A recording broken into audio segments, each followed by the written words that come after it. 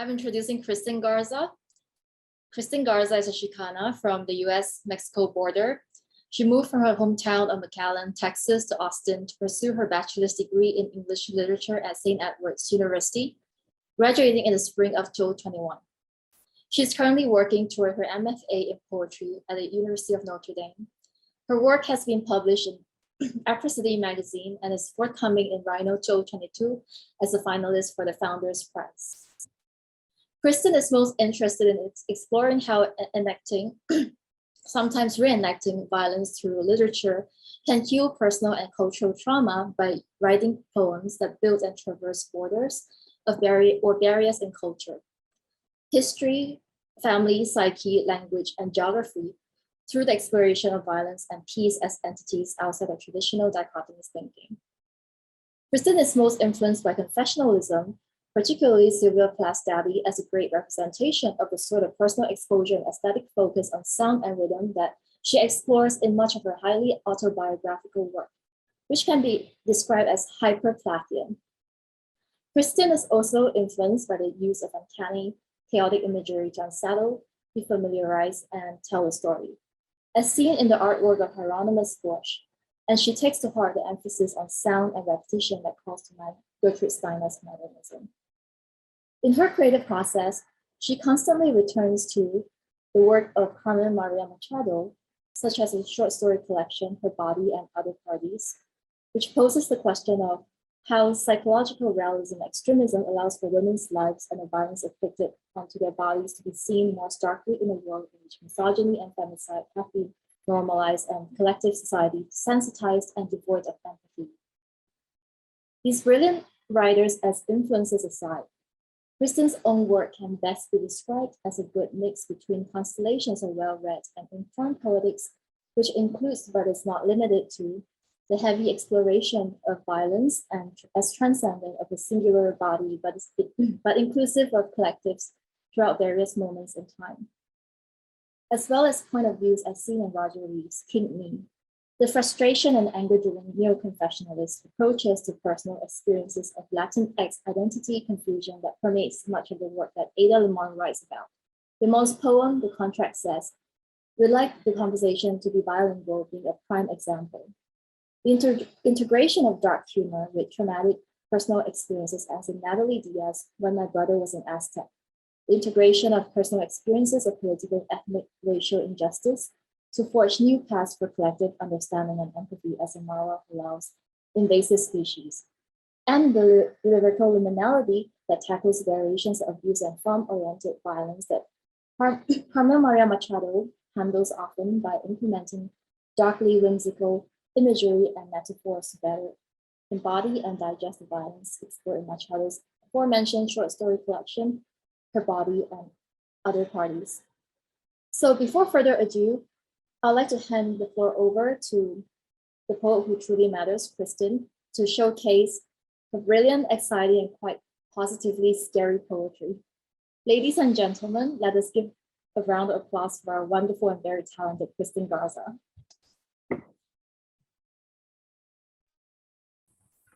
Wow, Agnes, thank you. Okay, well, I don't really feel like talking much about these poems. I'm just gonna go straight into it and keep going. But a lot of my work likes to play off of each other, so you might find like reoccurring characters or reoccurring events, and that's totally normal for my kind of poetics. So I've got 4 poems for y'all. The first one is called Playing House. Ken choked Barbie. His hands mangled her neck. His nails tore her plastic, and Barbie's body was split open moments before Barbie's baby walked in and distracted Big Bad Ken. And there was so much red. But Barbie turned to her baby and smiled, plastic stretched thin, and told her baby to hide in her baby room like a game. It was all just a game. So Barbie's baby stumbled down that bloodied plate-tiled hallway and hid beneath wooden bed frames and cried as her mind replayed that image of Ken choking Barbie. Siren sounds drove into the dream house's driveway. Boots stomped into the foyer and carried Big Bad Ken away into that red and blue, all that red and blue. Barbie's baby peeked out from her baby room, and Ken, big bad Ken, glared down at her as the bootmen shoved him out of the dream house, out of Barbie's dream house, and then there was silence. There were no more sounds of sirens or sounds of plastic hitting against plastic or sounds of muffled shrieks. There was just Barbie breathing heavily and tugging at her plastic seams to try and close up everything Ken had torn apart, and Barbie was smiling. Barbie's wide eyes glistened, but she smiled down at her baby, hugged her close, and packed her into the dream car. She drove to that place where the bootmen hold big bad men, and Barbie bailed out big bad Ken because it was a game. It was all just a great big dream game. Ken slid into the dream car, stared down at Barbie's baby as if she were less than air, and told Barbie that he was leaving her. Barbie's baby watched as Barbie's plastic smile slowly fell from her face, her red lips setting into a hard line, and the blue, all that red and blue from big bad Ken's hands choking her neck protruded in the fluorescence of the bootmen's parking lot. And so Ken left. Barbie sold her dream house. It'd take a long while before Barbie would find a new dream again. And as Barbie and her baby drove away from that dream house filled with broken bloodied plates, filled with echoes of voices cursing each other, and their marriage filled with the absence of air down a slender throat, Barbie's baby looked back at that house made of nightmares and watched as it crumbled, and she felt the ghosts of the pieces of its structure bury themselves into her bones. Next is Get It Now, Daddy.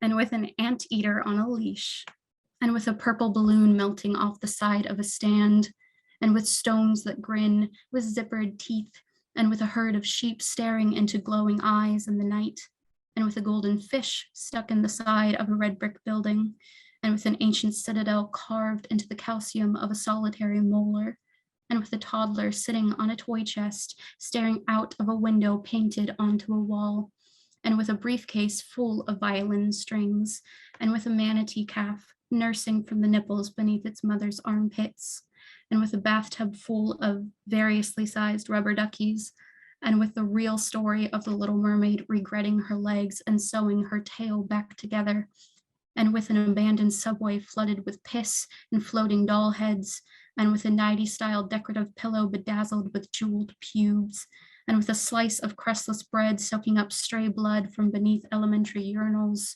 and with a clock that tells no time with letters tattooed on a left hand, and with razor blades taped to period-stained toilet seats, and with a companion doll made out of slices of cucumber, and with pitted olive slices spooned into a cup of strawberry yogurt, and with the toddler's obsession with Hello Kitty Band-Aids covering her body's orifices, and with crash test dummies left intact, awaiting impact into infinity, and with a positive pregnancy test dipped into blue raspberry fun dip, and with a loaded gun made of bloodied shit-crusted fingernails, and with a baby's crying face puffed up in the center of a mini quiche, and with a naked woman wrapped in polyethylene sitting on a shitty hotel bed covered in aqueous humor, and with a toddler's tongue dried out and manipulated into a ring given to another. And with this, Daddy still doesn't get it. Next is Cormentes De Muerte. After my death, I have come to find that everyone is born with antlers threaded through their collarbones. Found only after death, when eyes are made to see beyond colors and shapes and geography. Mine jut out of both sides of my shoulders, curving down toward the earth like roots reaching for soil, and roots and water and roots and the connections made through root systems. They are not quite black, though I wish they were. Instead, they're a warm espresso walnut with deep grooves like wood grain and moss growing upon them like spring's prepubescent velvet. Gold thrums at their core and can be seen in the in-betweens of each vein of bone. It drips like honey at times when my skin trembles gaily as new wind breathes beneath the Palo Santo brittleness of my bones and makes its home in the hive of the earth for the root network to suckle at and be filled too with gold. Through my antlers, I am able to create fields of cempasúchiles that meld night into day, radiating light to shame the sun and defy the paleness of the moon's light of decay. I pick a few golden droplets and braid the petals of sunshine through my hair, dark like hollow eye sockets that cascades down the curve of my naked back, whose willowy skin is blessed with tiny tears like papel picado that unveils the beauty of the bones of my rib cage, connecting to the joints that marry my spine to femurs and ulnas, laced with the tied knot of roots de oro, from the little drops of honey pooling out of my antlers in ecstasy every year when she, mi calavera Catrina Linda, trails her fingers across my face, leaving behind traces of rosa, naranja, amarillo, morado, y rojo. And I am completed then. I am granted life and purpose and endless imminence through my own celebration and remembrance. Finally, this is a new one, not quite edited, but I think it's really fun to talk about sonically. It's called Out Pokering Big Bad Ken. And here's where we get some redemption for our little Barbie baby.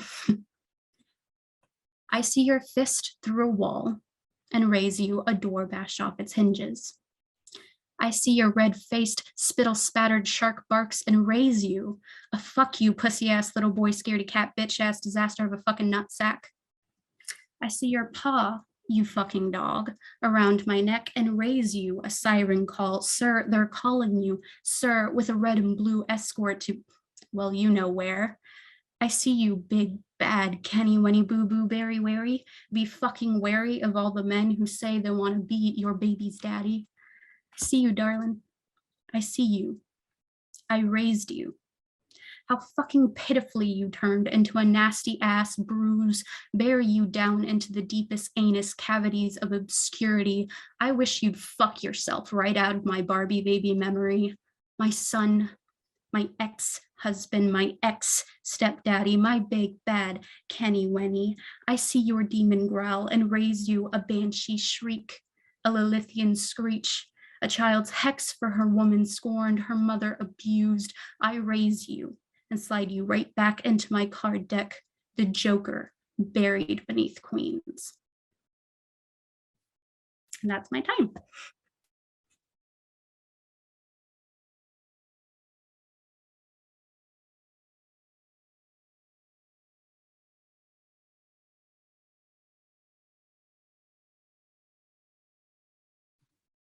Thank you, Kristyn, so much. That was amazing. We can go ahead and pass the time over to our next introducer for our next reader.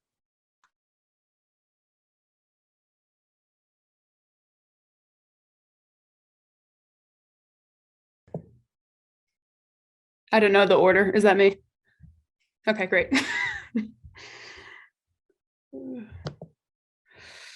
Ooh, Kristyn, thank you so much. I am introducing to you Lance Carroll, who is a first-year MFA student in prose. And I've had the pleasure of having workshop with Lance and partnering with him on presentations. And though he would never say this about himself, I can tell you that Lance is very well read and he's very generous. If you bring any writing need or thematic concern to him, he's going to have a suggestion for what you should read, anywhere from ancient literature to this week's New Yorker. He's got quite a span, and he'll offer to read your work outside of class. He'll send you recently published stories that remind him of what you've been writing that could help you out, or he'll buy you a way overpriced G&T at Roars so that you can continue some aesthetic conversation after class. So he comes highly suggested as a literary peer and a friend. Little bit of biography on Lance. He has lived in Missouri, Illinois, Nebraska, and Minnesota before moving here to Indiana. So he says this is the final stop on his tour of the Midwest, but the Midwest gets its nice non-confrontational clause into you, and sometimes you stay, so we'll see. At various points in his life, he's been an art school dropout, a bit of a dilettante at Oxford, studying reading, drawing, and printmaking. And he was a public speaker and activist for efforts to ban forced reparative therapy on minors in several states.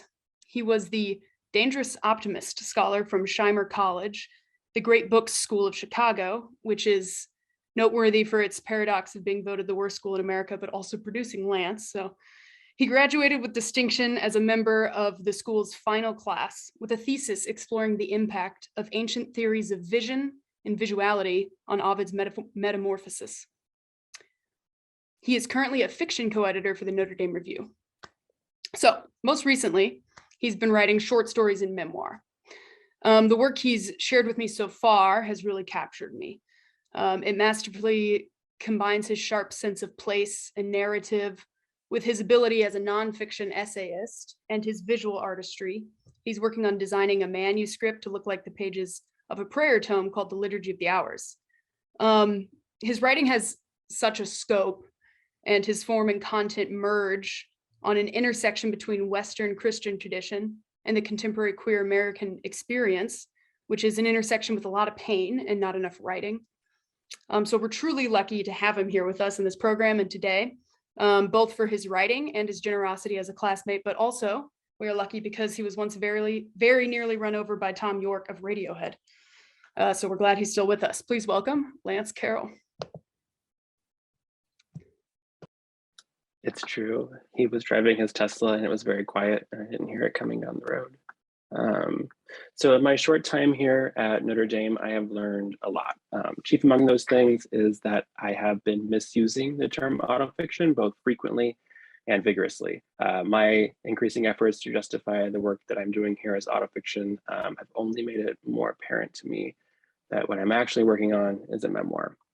Luckily, with this last birthday, I might actually be old enough to say that I'm writing a memoir and not immediately cringe. This work is evolving rapidly, informed by the input of my generous teachers and workshop members. But at its core, it is exploring the intersection of religious experience, sexuality, and trauma, and doing so while leveraging formal structures from the Liturgy of the Hours. Tonight, I'm going to read from the preface to that work. I am now realizing that this might be the only audience for whom the Divine Office does not really need an introduction, so please bear with me.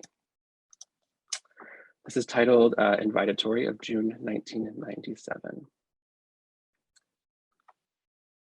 Lord, open my lips, and my mouth will proclaim your praise. On our way to see Aunt Marianne, who lives alone with many people, the sun bows low before us, and its halo blurs the asphalt. Hills prostrate to the sky as scum-covered marshes evaporate into clouds of green and silver cornstalks. Beads click through fingers with the same regularity as the mile markers streaming by. My mother recites the first half of each prayer. The second is mine to intone. Our Hail Marys expand to fill the silence of the car, each mystery urging the sun higher and higher. Lord, open my lips, and my mouth will proclaim your praise. On our way to see Aunt Marianne, who is surrounded by angels, we offer up all 15 decades, from joyful to glorious to sorrowful, finishing as the sun stands up straight. Our duty done, my mother wraps her rosary around the rear view window mirror. Its navy beads and nickel crucifix a movable masthead for the van as it sails through the channels between fields. Her small hand falls from the mirror and across my armrest, palm open and upward to reveal the dry cracks and fissures sunk into her flesh like the tar-filled tears crisscrossing the road beneath us. I place a red rope of licorice there. Lord, open my lips and my mouth will proclaim your praise. I am expecting a convent like the kind illustrated in the lives of the saints, and I am disappointed. Instead of limestone cloisters, there are a series of linoleum-lined patient rooms in an unused part of the building. Instead of sun-dappled archways, fluorescent fixtures shine through gridded safety glass. There's no whiff of rapturous incense, just the clinical scent of a hospital. The nuns here are also nurses, and their charism is to provide hospice to the poor and elderly. After their shifts, they gather in a harshly lit room, and the same hands that had changed catheters an hour ago now transfigure piles of crystal beads and small loops of wire into chaplets, while mild sitcoms play on an old TV in the background. My aunt always wears the same thing, an ivory button down from neck to waist and a column of navy wool from waist to feet, arms covered with a pilled cardigan, navy again. Her sisters at the convent are dressed similarly. Their gaze when they turn to look at you is odd, like a farsighted person trying to read a newspaper. Yet when we pause to say grace before a meal, their eyes finally focus. After sharing their simple dinner, she leads us to her small cell. It is dark inside. The shelves of books flicker in shadow, and vines of burgundy unfurl on a carpet of cream-colored wool, twisting and curling to the edges of the rug. We pray here in the evening by the light of a small oil lamp that she acquired in Jerusalem. The single tongue of flame rises from its brass oasis, whispers into the chamber's corners, and rouses the spirits there. They are conjured by my aunt with all the solemnity of Solomon from a book of handwritten prayers. She implores their protection and their guidance, and then bids them farewell. I didn't see her for many years after that. She was frequently talked about and always present in spirit, but rarely appeared in person. Her visits were rare treats, punctuating decades of family reunions, like the doxology at the end of the rosary. When she did arrive, she was the life of the party, her deep belly laugh preceding her, talking at length with every member of the family. It was as if she was making up for all her time away and collecting conversations that tied her through the next season of quiet retreat. Her sporadic visits were always accompanied by humble and pious gifts: a silver medal of St. Michael the Archangel, my patron saint and hers, a rosewood rosary whose scent reminds me of her small still, a divine mercy prayer card, one side filled with an image of Christ, heart exposed and shining with red and blue light, the other side of prayer with a promised indulgence. Once, when I was 6 or maybe 7 years old, she had assembled an entire altar set of cast-off items from the church and had one of her sisters sew tiny, child-sized vestments so that I could play at being a priest. The whole thing stowed away into an old black shoe shine box that doubled as the altar itself. My male cousins each got a set as well, and we spent an entire Easter weekend in shiny surplices of red and green rayon, raising chalices of grape juice and distributing crackers to aunts and uncles with the solemn body of Christ. I was 13 or 14 the last time I saw her. She came to stay with us for an entire week during the summer. Her seasons of quiet retreat were getting longer, and shortly after this visit, she would be consecrated as an anchoress. She had brought something unique for me. She pulled 4 huge volumes from an old paper shopping bag, one red, one blue, one green, one brown. Their onion skin paper was printed with red and black text. Each had a rainbow of ribbons sticking out the bottom. She stowed her usual big laugh and became serious, telling me this was a very special gift that, if I wanted, she would teach me to pray the Liturgy of the Hours.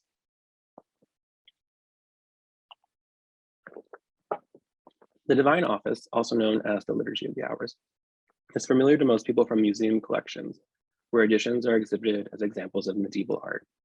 They are wonders of artistic production, requiring an entire village: shepherds to raise the sheep and calves that will be butchered and skinned, tanners to soak the skins in caustic lye and stretch them taut on wooden frames, women to card the fiber of stinging nettles and slippery linen by the warmth of the fire. Beyond the village, chemists the world over prepare an exotic variety of colors: red, leached from the chitin of dead bugs, blues crushed from the stones, yellows distilled from cow's piss, all ground and poured into iridescent shells whose snotty innards had been scooped out. The vellum prepared, the threads spun, and the colors mixed, all of it was brought to the monasteries where, in their scriptoriums, the monks assembled the gross material of the world into divine volumes. The tidy print of the scribe was embellished by an illuminator filled with fantastical miniatures, flowing carpets of vibrant florals, and leaf after leaf of gold. A single breviary commissioned by a regent could take years to produce and cost a fortune. Illuminated Bibles could be a life's work for a monk, and the sums required to make them could bankroll an entire nation. The prayers proper, just as intricate as the designs which buttress them, are organized around the events of the liturgical year and the divisions of the day into its constituent hours. The simplest breviaries have morning and evening prayer for each of the 4 major seasons, while the most complex contain as many as 7 divisions of the day and celebrate hundreds of individual feasts and memorials. Each hour itself is composed of psalms, antiphons, readings, litanies, and intercessions. If the Bible is God's love letter to his creation, and the Liturgy of the Hours is creation's response, marshaling the eternal into the temporal. For the entire week of her visit, at each of the 4 major hours, I met with my aunt in the spare bedroom she stayed in.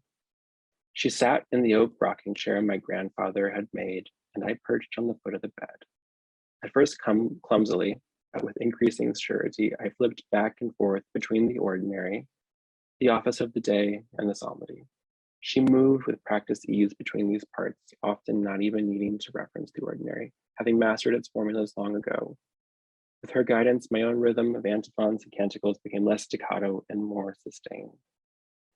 Not just my aunt and I were praying the Liturgy of the Hours, but all the priests, monks, and nuns all over the world were praying it, and the religious in each slice of the world would be praying it at different times, so that when morning prayer was concluding in Chicago, it was beginning in Denver, and so on, sweeping around the globe. There is never a time on earth when someone isn't saying this prayer, many someones, in fact. And there probably hasn't been such a time for over a millennia now, with no discernible end in the future. It is ceaseless, surviving potentates and presidents, continuing through war, famine, and revolution. It remains unbroken while everything else changes. I was living abroad when the news came. I had been estranged from my family for over a decade at this point. Only one cousin ever got in contact with me, and even then, they rarely did so. The message from them arrived in my inbox just before a tutorial. Marianne died yesterday. I thought you should know. Funeral in 3 days, if you can make it. I would not be able to make it. The distance from England to home was not as great as the distance between me and my family. There was no bridging that gap. I found the obituary online and read about her simple life, sublimated to a few pithy sentences. It read like the memorial of a saint. Dedicated as a consecrated virgin at 16, she cared for the sick and dying until called deeper into God's service. Then pledged as an anchoress, spending more and more time in perpetual adoration. Her chapel continues that tradition still. She died of a brain aneurysm. The tumor had grown silently in the corners of her skull until God decided to call her to him. The funeral would be at her chapel 3 days from now. 3 days later, I passed the oratory on Woodstock Road, the one next to the bar where Tolkien sat and composed his own world of elves and dwarves in an epic struggle of good versus evil. Catholic churches were rarer in England, and this was the only one left in Oxford. I went inside, took my hat off, and sat in a back pew. The brothers of the congregation were singing None, the little hour of the afternoon, the hour that commemorates the death of Christ on the cross. Latin washed over me, its rhythm as soothing as the words were inscrutable. They flipped their book open to the next section with the same surety as Marianne had. In her lessons to me, she had explained None like this. Most people think this is a sad hour because it reminds them of how much Jesus must have suffered, but it isn't a sad hour for me. For me, this is the most joyous hour of all. Thank you.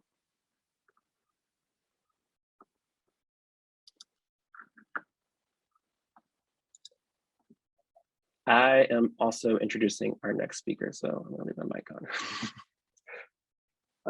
I have the pleasure of introducing Jacob. As the main character of his novel In Progress puts it, quote, "It's in my nature, I suppose, as the son of a small town, to find these small connections," end quote. It is these small connections that stitch together the fabric of Jacob's writing, regardless of which genre he employs, since he is equally at home in fiction, nonfiction, and drama. What most strikes me about Jacob's work is the stream of compassion that runs through it, like the San Joaquin River flowing through his novel, that buoys his subjects through emotionally charged encounters. Central to his work is the queer experience of straddling both sides of that river, of existing in multiple worlds with multiple selves, a bifurcation that is deftly portrayed in the way the main character navigates being assigned to the gay floor in his short story Safe Space. There is also a deep sense of place keenly observed in his writing about his home state of California, where he split most of his time between the Bay Area and the Central Valley before moving east to earn his master's degree at NYU. During this time, he worked as a 911 dispatcher, and a sense of the structural fault lines in America comes into his writing. These issues are explored in his nonfiction with the same empathy he displays in his fiction, evoking the ways in which systemic pressures haunt the everyday. For his master's thesis, he collected these observations as essays concerned with topics such as the treatment of the unhoused, mental health response, and institutional racism.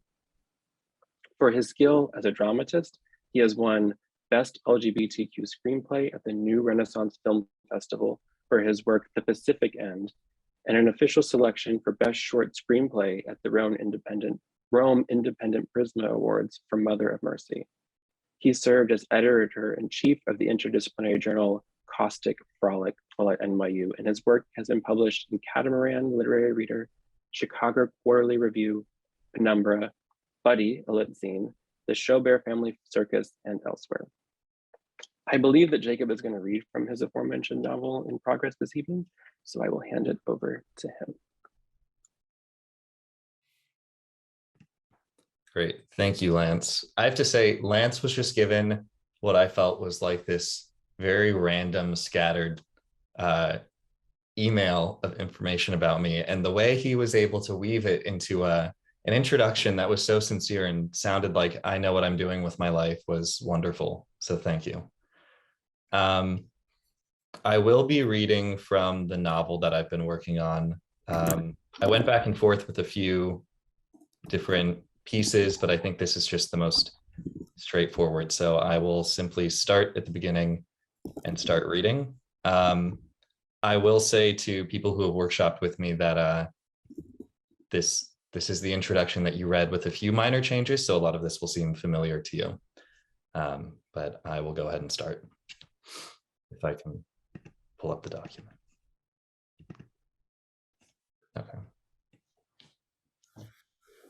I found out after you left that Ripon was originally called Murphy's Ferry, named after a man nicknamed John One-Arm Murphy who worked a ferry crossing on the San Joaquin River, where the Highway 99 bridge is now. I went there once and tried to imagine it, John Murphy and his one arm relying on support cables in the river current to bring him back and forth across the river's width. I tried, but the hum of traffic from the 99 brought me out of it. What got me so hung up on this was the fact that you and John Murphy share the same last name. I was wandering around downtown, pretending like I belonged after years of constant and conscious dodging, when I ran into Jeremy Bird. We made polite conversation, asking the other how life had found them, when he started telling me about this girl he'd met. Her name was Katie, and she worked at the library. He focused mostly on her homegrown looks, dark-haired and pretty, but mentioned that she told him about Murphy's Ferry. I put up with his story for close to 20 minutes just so I could ask him about the name Murphy, but he didn't know anything else about it. Your family didn't come to Ripon until the 20s, so there's probably no connection. Still, it got me thinking of your name.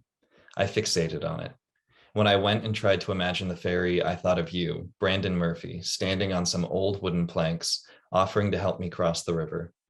I imagined you with one arm tied behind your back, bound by ropes with complicated knots, gesturing with the other for me to come aboard. I imagined myself asking, how are we supposed to cross when you've got one arm tied behind your back? And you answering, Caleb, I could cross this river with both hands tied behind my back. In my imagination, we're young again, 15 and 16, like the time we first met. That's the vision of us that I like to keep, our skin soaking in the sunlight, peaceful. I worry sometimes that you've forgotten it, that picture of two boys falling in love next to a river in California.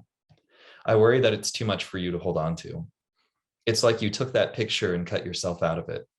It's easy for me to find myself, but I have to work to find you, relying on memories to fill in the empty space. The thing about time is that memories eventually pool together into a singular past. The first time we met, the first time we talked, our first fight and our last, it all becomes one. It takes effort to open it back up, to look up the details and read back the past. Things happened so quickly back then. You and I got caught in the current and we drifted far and apart. It happened on a Tuesday in July, mid-afternoon, the summer before our senior year in high school. The temperature was over 100 degrees that day, the heat hanging heavy in the air while the sun watched from above, silent and distant. Several hours earlier, I'd challenged you to a race across the length of Ripon. You responded with a challenge of your own and suggested we go further, determined and unyielding in the belief that you could outrun me, setting the time to beat. In the end, we ran together, side by side along rows of suburban homes of similar shape and design, daring each other to match the other stride for stride.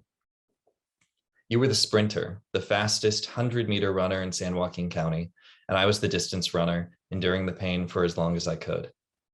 We moved outward from the center of Ripon, past our high school on Main Street and towards the river at the end of Jacktone Road.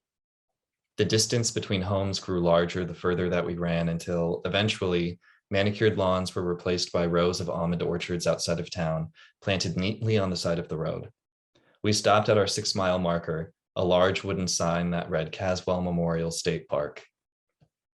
You collapsed to the ground with theatrical style, cheeks full and flush with color. Get up, I said. I took your hand and dragged you back to your feet. Slapping my hand to your sweat-slicked chest, I felt your heart beating faster than your breath and said, catch it, catch your breath. Your mouth formed words that fell silent, drowned out by breathlessness, but their meaning came across in your playful, taunting grin. You thought you had won. I stepped away and acquiesced through non-participation, pacing up and down along the length of the sign with my hands locked behind my head, breathing deeply, lungs expanding with the sweet, restorative air of the natural reserve. Time passed and we recovered. I remember walking beside you down a hard-packed dirt track, trailing past the orchards that bordered the reserve.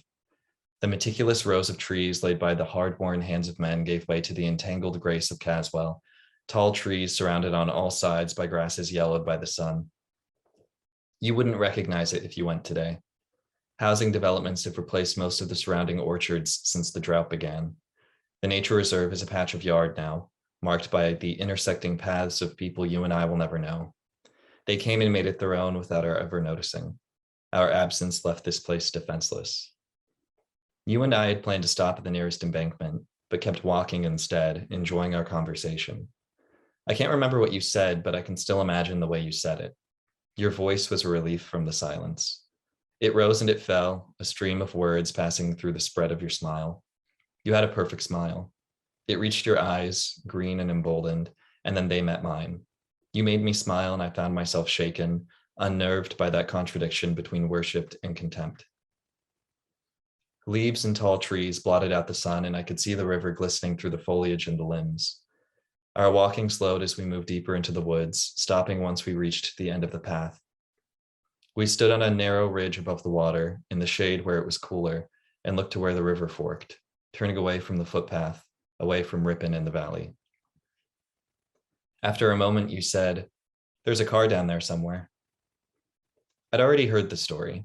Every kid in Ripon had, but I asked you anyway, how to get there. Your eyes stared off into the distance towards a fork in the river, focusing on one of the two tributaries. I looked in the same direction, but couldn't make out whatever it was you were searching for. It was a while back, maybe in the 50s or 60s. This guy got really drunk and drove his roadster down to the river. I don't know whether or not it was on purpose, but his car ran straight off a ledge and into the water. Did he survive? He made it out of the car all right, but God knows if he survived. You let your voice blend into the silence and continued to watch the water.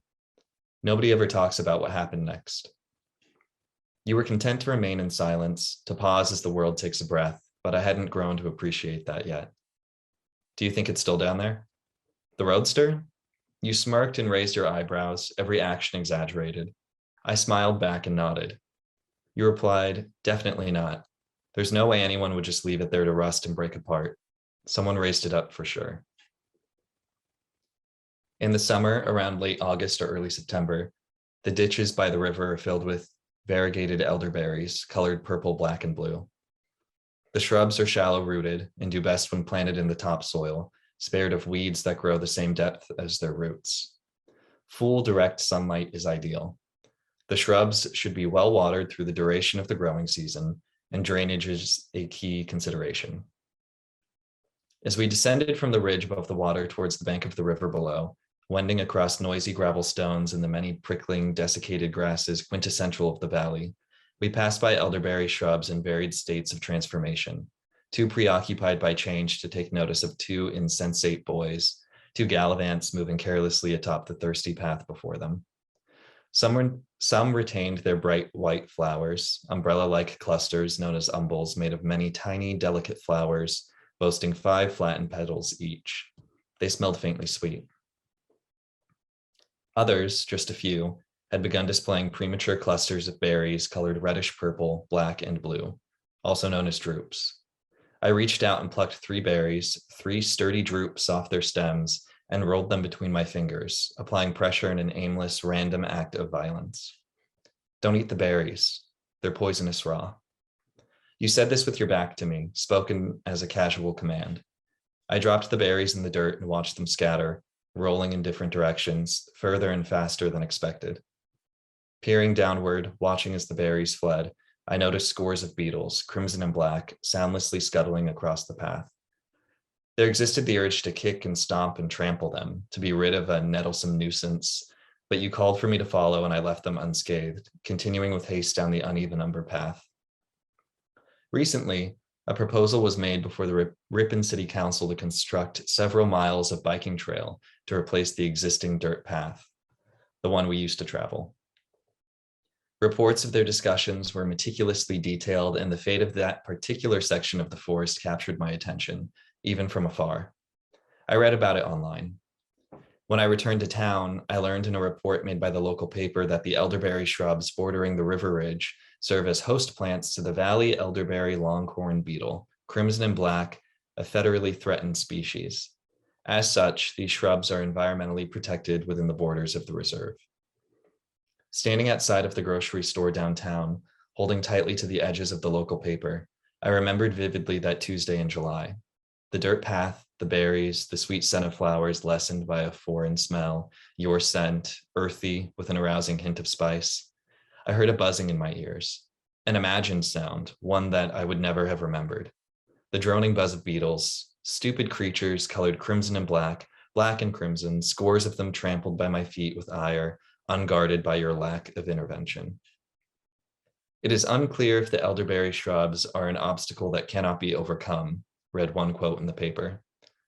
Calamitous morons sit on city council. The droning in my ears grew louder and the blood behind my eyes began to pulse. I returned the paper to the kiosk and wandered down the road, rubbing my hands against my ears while passing newly opened businesses, contributing to downtown revitalization. There, that day, inspecting every coffee shop and service store as a distraction, is when I bumped into Jeremy Bird. Our meeting felt like an eventuality.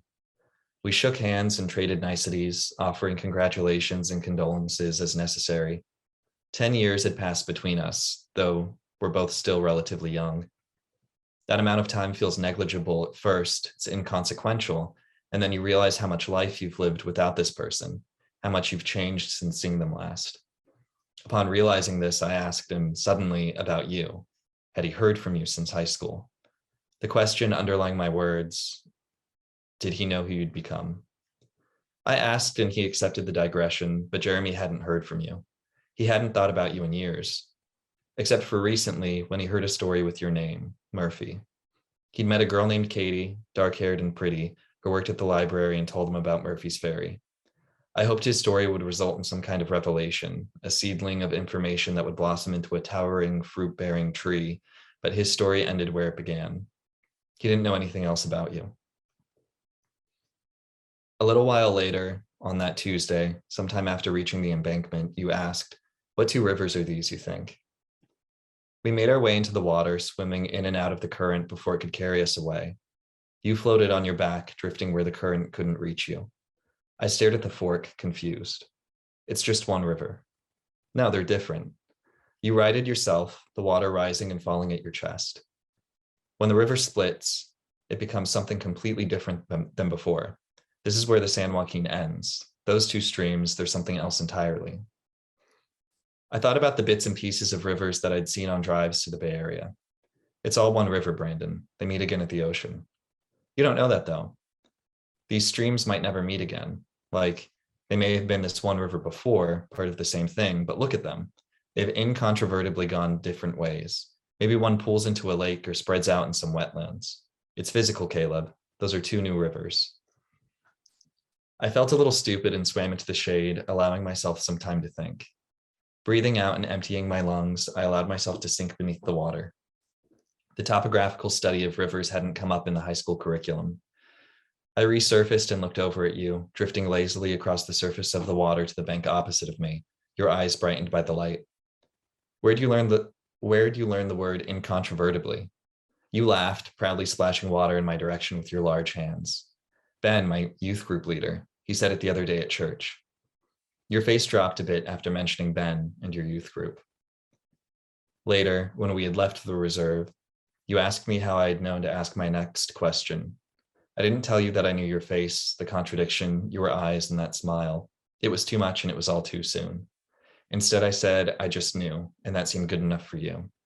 You said, God wanted you to ask, and that felt good enough for me.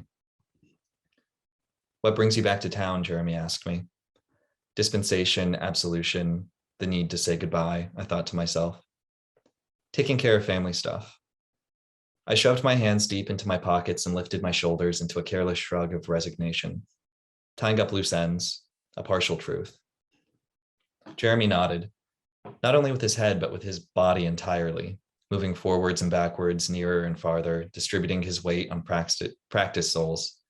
In a small town with little industry, this is the recurrent answer to an increasingly common question. He seemed accustomed to it and at ease with its reality. Few people we grew up with stayed to settle down in Ripon.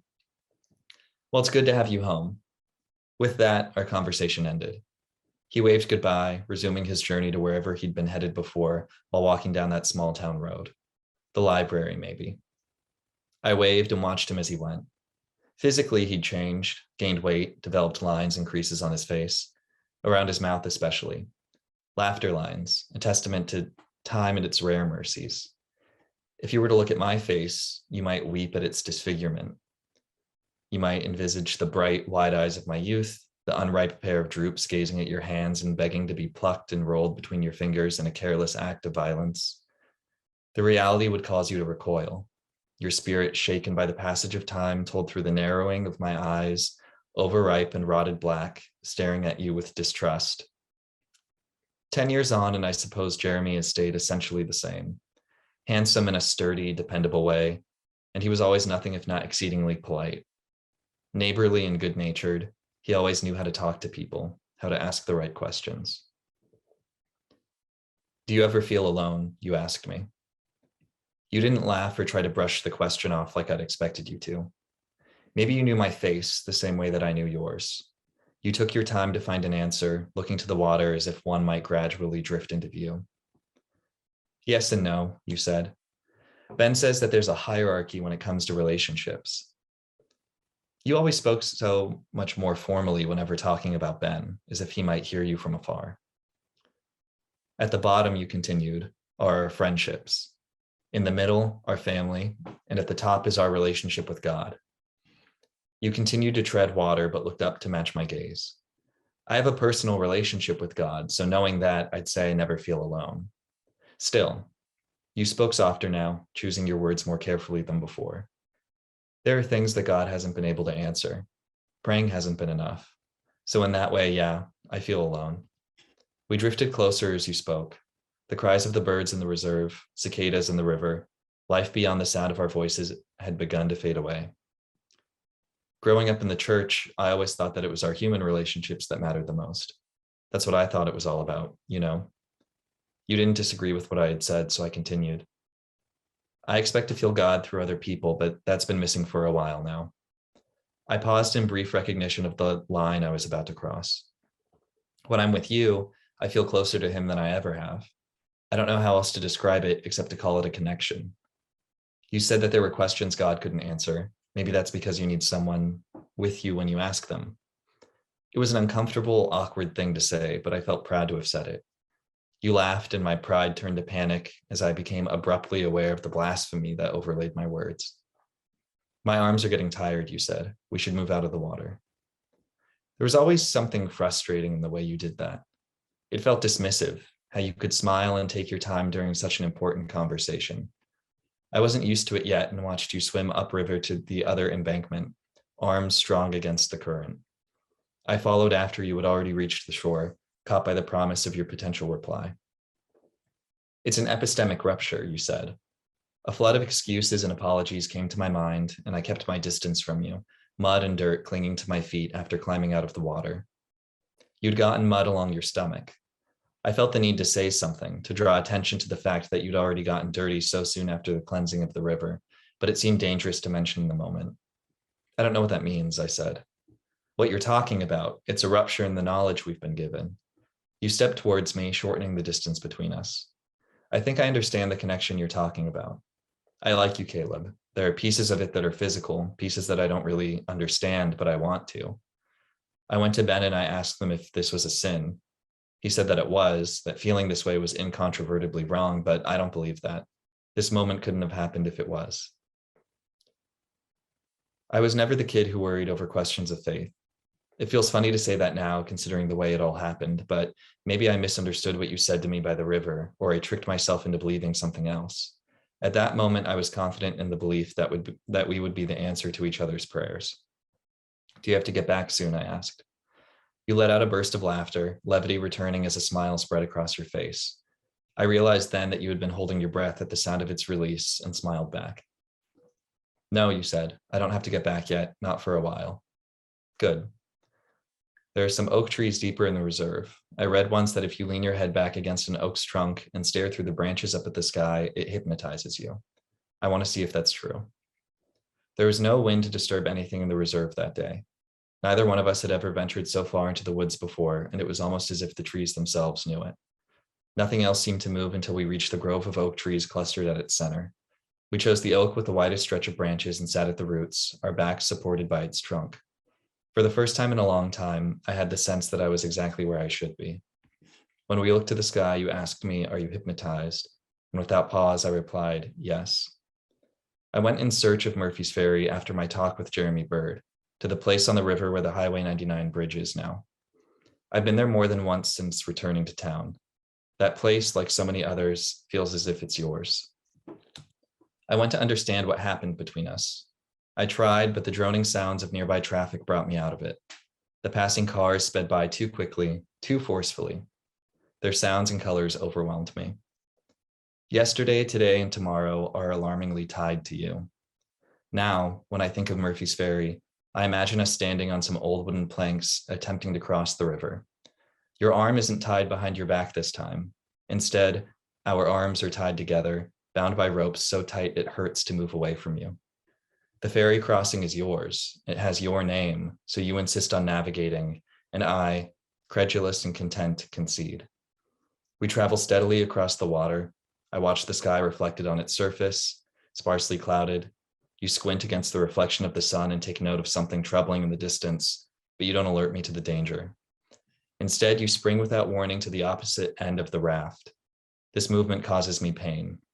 I cry out, confused, and pull my arm against our shared constraints. You falter, then fall against me. The makeshift ferry capsizes and delivers us crashing into the coursing river below. Your mouth forms words that fall silent, drowned out by the sounds of our asynchronous thrashing. I struggle to catch my breath and inhale a mouthful of water. My insides cramp. My chest heaves in and out, muscles burning and constricting as if my entire body were on the verge of collapsing, crumbling into itself one damaged section at a time. This pain commands my attention. It overwhelms me, and I lose all cognizance of you. The waters rise. God knows if we survive. Thank you.